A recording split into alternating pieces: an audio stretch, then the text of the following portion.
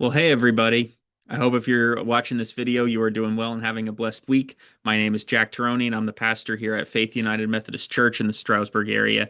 And this is Faith Talks, where we're once again diving into some of the most important and pressing questions about our faith. We're trying to understand our relationship with God and with Jesus a little more clearly today. And if you're watching this video, I pray that that's a reality for you.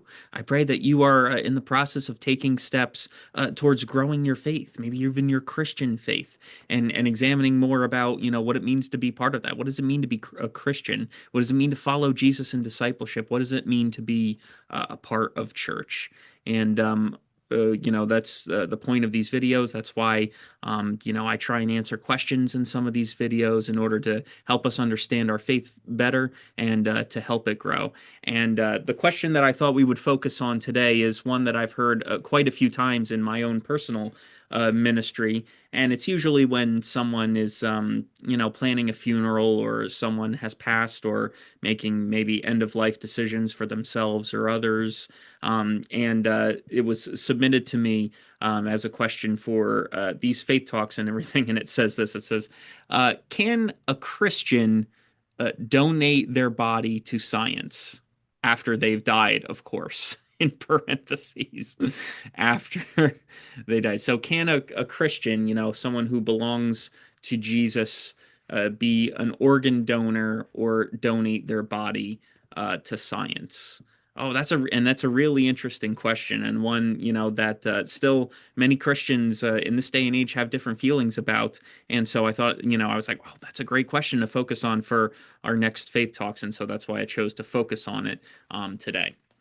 So, let's get into it. Now, the short answer that I usually say right off the bat when I hear this question is yes.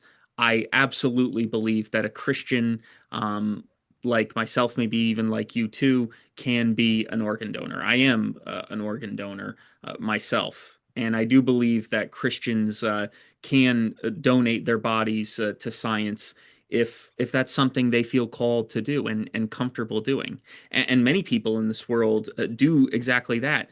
Some of them have, life-threatening illnesses, and they say, at some point, maybe in their will, officially or maybe just unofficially, sometimes they will say, hey, please donate my body to science so that it may be studied. And usually that's for a noble cause. Some people say, um, I want to further the research on this disease, whatever it may be. And it could be something, with like dementia or Alzheimer's. It could be cancer, or something to that regard, or something else life-threatening like leukemia or MS, or one of the diseases that we as humans face in this life and everything. And again, that can be for a noble cause. Usually the people are doing that in order to say, hey, maybe we can further the research on this disease and prevent other people from getting sick in the future. And so I find that to be very noble. And I'll talk more about that in just a second.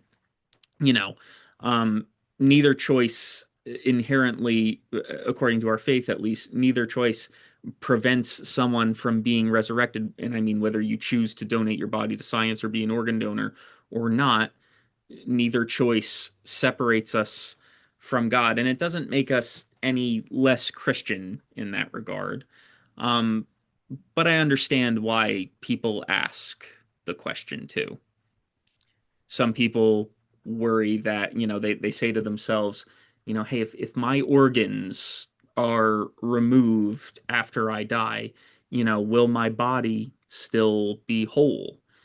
Or they say, if my body is used for medical research, is that disrespectful to something God created? And then when it comes to like a death or a passing, where I hear this question the most, usually what the person is trying to indicate to me is, well, if my body is not intact, if my body is kind of separate, how is God, you know, going to raise me? How am I going to be received in heaven? So let's first talk about that. Um, Christianity, our Christian faith, the one that I believe in, and hopefully the one that you believe in or are learning more about too, it teaches us that our body does matter very, very much. You know, some people, and I hear that in their sometimes funeral eulogy or something, they say, that wasn't really them. Their body was just a shell. I've heard that many, many times. The body was just a shell. And I understand what they mean by that. They're trying to say that the person we loved was more than just the body that's lying in front of us, right? And that's certainly true, but the Bible at the same time also doesn't really, treat the body as if it was some kind of container that we like toss aside or something. Our bodies, like what we look like, that's part of who we are.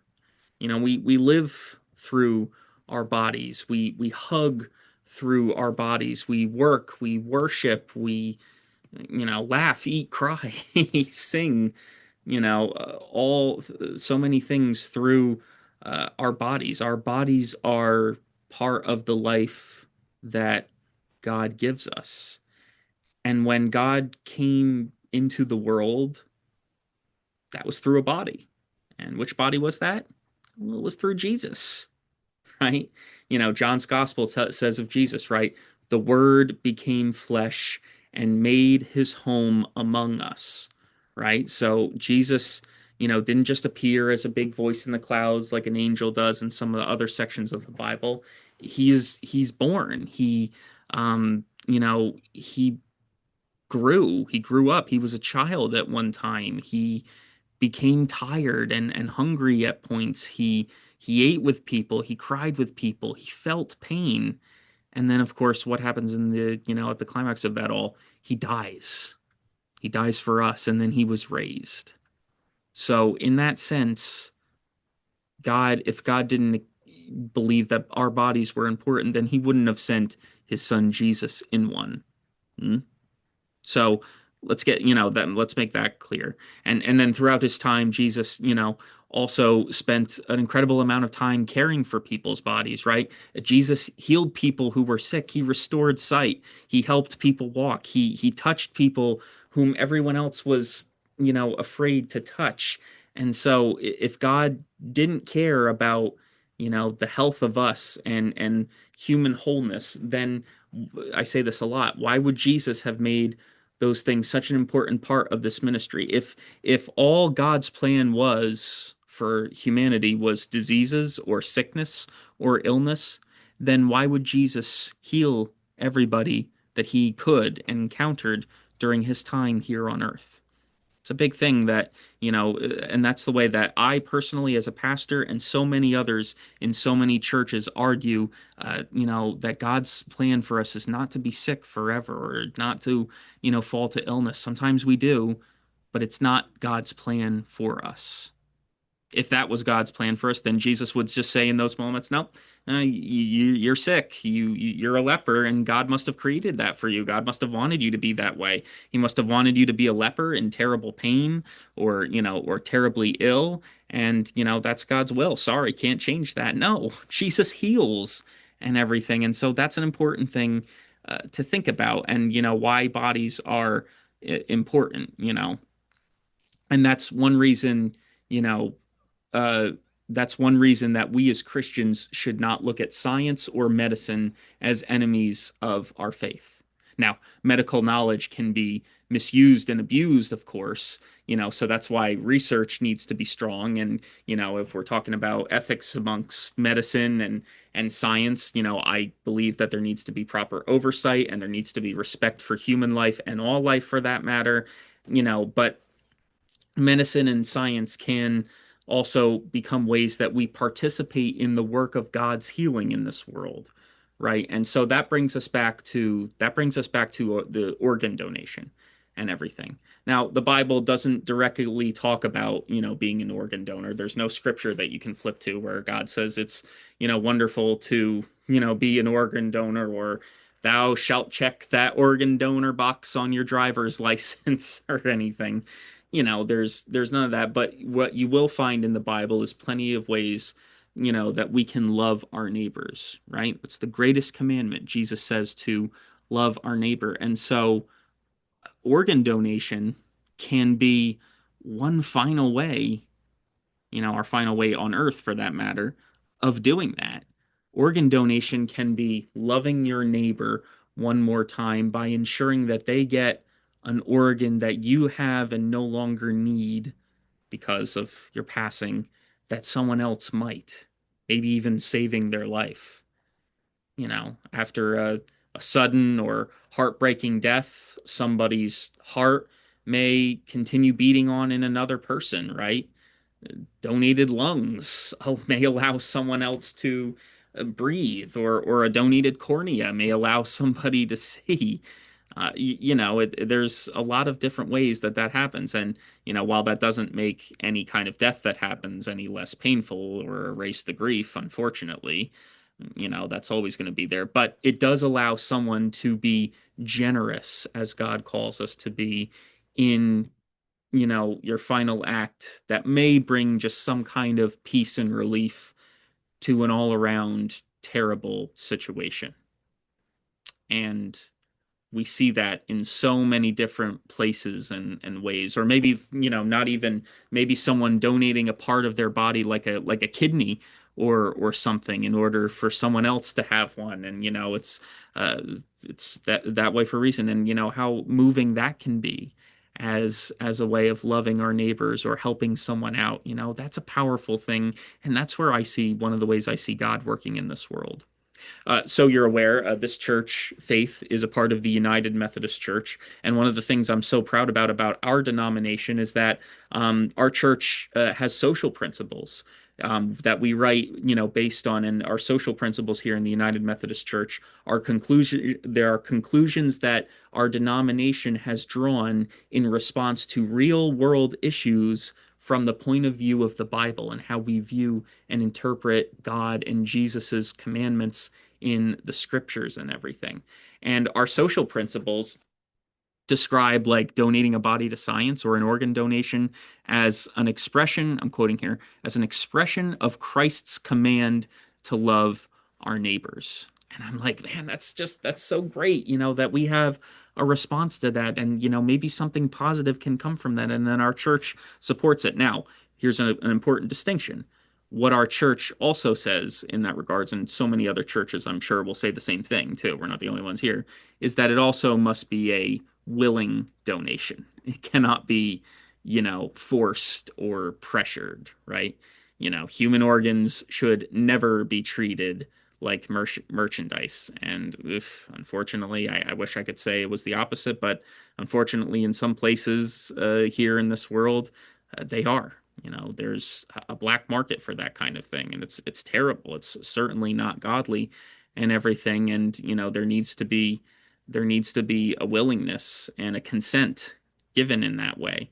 The dignity, the safety, and well-being of donors and recipients needs to be upheld. But when it's done voluntarily and ethically, organ donation can be a remarkable gift of love, right? Now, some of you, may still hear that and say, well, Pastor Jack, that's all well and good and everything, but, what about like this idea we have of resurrection? Won't I need those organs again, in resurrection or something like that? And here's what I would say to that. It's important to remember that resurrection is something that God does. Resurrection does not depend on how well we preserve a body.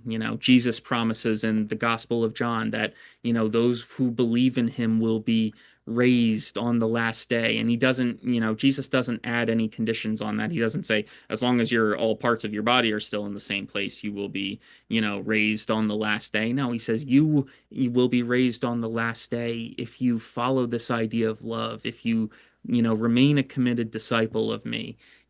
Doesn't nowhere says it that the body needs to be embalmed or in a casket or even a marked grave. And and it's important also to think about all the people throughout history whose bodies were never buried intact. Some die tragically in a war, some die and are just burned up in like fires or something. Some die at sea, along with sinking ships or something, and are at the bottom of the ocean today. Others have been buried so long ago that no one even recognizes their remains. So, what are any of those people beyond God's reach? No, of course not. If God created us once, God certainly raises us to new life. That's something that Paul says in 1 Corinthians. And so, if you want to turn, I would encourage you to read the entire chapter of 1 Corinthians 15. This is one of the letters from the Apostle Paul, and he compares the resurrection of the body to like planting a seed, right? When you put a seed into the ground, what eventually rises doesn't look exactly like what you planted. It's still connected to that seed, right? But it's been transformed into something new, right? I'll never forget this too. I don't know if any of you have seen the popular Disney movie The Lion King, one of my favorite movies of all time, and it's just such a great movie. And so if you have any kids at home or if you grew up, at some point in like the late 90s, 2000s, you probably as I did, you probably are very familiar with this movie. But there's a scene at the start of the movie where Simba, the main character, he's the lion prince who's going to become king one day and everything, and he's with his father Mufasa, who, spoiler alert, dies halfway through the movie. It's very sad and everything. He's a great father to Simba, very loving and caring, and he dies trying to protect Simba and everything. But at the beginning of the movie, you see a teaching moment between Mufasa and Simba. And one of the things that I think is really moving that Mufasa says, and he's like, well, we hunt gazelle out here in the grasslands and everything, and he says, Mufasa says something interesting. He's like, yes, Simba, but let me explain. He was like, when we die, our bodies become the grass, and the antelope eat the grass. And so in a way, we're all connected in the circle of life. And so why I'm sharing that with you is because, that's kind of how Paul is describing, our relationship with the other things of the earth. We return to the earth, and it's always in the Bible, right? From ashes we come, from dust we come, and to dust our bodies shall return. And that's whether you're in a casket or you're cremated and you're maybe spread somewhere or whatever, else. Paul says, what is buried is perishable, but what is raised is imperishable. What is buried in weakness maybe is raised in power. So, resurrection is not God simply putting our old bodies back together like a jigsaw puzzle. No, resurrection is transformation. Okay. God raises us into a life, that is immune to all those things that we deal with here, like sickness or injury or death. These things in eternity can no longer touch us, right? And so I understand, why some people get uncomfortable in this conversation when we imagine sometimes what, organ donation and medical research means. It can be a little strange or a little unsettling, and that discomfort doesn't make someone unfaithful. It's, an incredibly personal decision. But what we should also know is that for another person, donating, their body may feel like an opportunity to serve another person. Their donation could help and be a sign of love to somebody else who they don't even know most of the time, right? And I believe that, is and can be a faithful Christian choice. Can be. Not is meant to be, not forced to be. If someone's not comfortable with that, they shouldn't. It's a prayerful, it needs to be a prayerful decision. But, and if you think you might be interested about, in donating an organ or donating your body to science, always learn what you're agreeing to, by the way. Different programs have different rules. It's always within your right to ask how, your body or your parts will be used and what will eventually happen to the remains, or whether your decision will affect funeral arrangements. I always say too, and as someone who's done a few funerals and everything, put your wishes in writing, register with the proper organization and talk to the ones who are closest to you. Don't let the first time they hear about this be, 5 minutes after you've died. That's not the ideal moment to surprise them as well. And I always know too that talking about death is uncomfortable. No one likes to talk about when they might eventually die or anything, but having the conversation ahead of time can spare the people you love from having to guess what you wanted. Just a recommendation I have for everybody who wants to live a faithful and wonderful life, especially for the people around them and themselves too. So, but I get ahead of myself. Friends, to answer this and close this and draw this all to a close, the question of can a Christian be an organ donor is absolutely yes. Can a Christian donate their body to science? Yes. Either decision can be an expression of compassion, generosity, and love for our neighbors. But, whatever you choose, whether you choose to do that or not, just remember that, our hope is not in keeping about whether our bodies are preserved perfectly. Now, our hope is in Christ Jesus, and He raises us, our souls and everything. And that same Jesus who came to us in a body, who healed the bodies, who did all those great things, you know, has promised us that death will not have the final say. God knows us, God remembers us, and God loves us, whether our bodies are buried, cremated, donated, or somehow lost in a tragedy or something like that, as people have over history. Nothing replaces us or takes us away from God's resurrection power. Okay? So remember that. And even at the end of this earthly life that we all will reach at some point, our bodies may still have one final gift to give. And I think that's beautiful. That's all I have for us today. Why don't we say a prayer before we close? God, I thank you that these bodies that we have are not perfect. That might be a hard thing to thank you for, but at the same time I do, because I know that at some point this perishable body will put on imperishability, not in a physical form, but in a spiritual form. And I pray that, as that happens, that love might be shared and, pain might cease for anybody and everybody. I pray for the people watching this video right now. I pray that they might be taking greater steps in their faith lives in whatever shape or form they can. I pray for those who might be just looking to break out of that isolation and find you and your word in someone else and your love in somebody else and in some other place. I pray for all those places that are just experiencing so much pain, violence, and hatred right now, or just such discontent or such disdain for their neighbors, that they are not moved to love in any way, shape, or form. I pray for those people in those situations, Lord. Draw us to become better stewards of your creation in that sense, and remind everyone that the greatest love is the love of neighbor, whether we know them or not. Maybe even in a sacrificial way, such as giving up parts of our bodies for them upon our demise. Be with us, surround us with care and love. Help us to walk the walk and talk the talk in the name of your Son, Jesus Christ, and be the best people that we can be. And now I pray the prayer that your Son Jesus taught us to pray. And we can pray together, saying, Our Father, who art in heaven, hallowed be thy name. Thy kingdom come, and thy will be done, on earth as it is in heaven. Give us this day our daily bread, and forgive us our trespasses as we forgive those who trespass against us. And lead us not into temptation, but deliver us from evil. For thine is the kingdom, and the power, and the glory forever. Amen.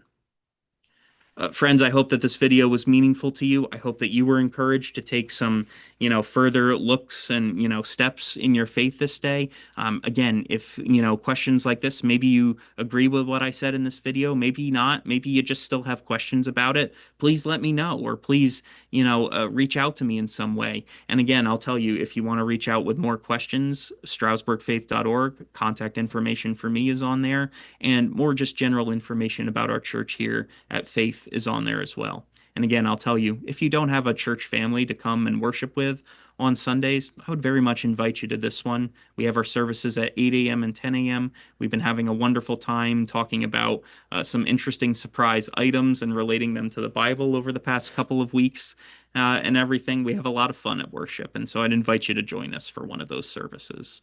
With all that shared, I hope that you will be a blessing to someone else, and I hope that you will keep the faith. and I'll see you later.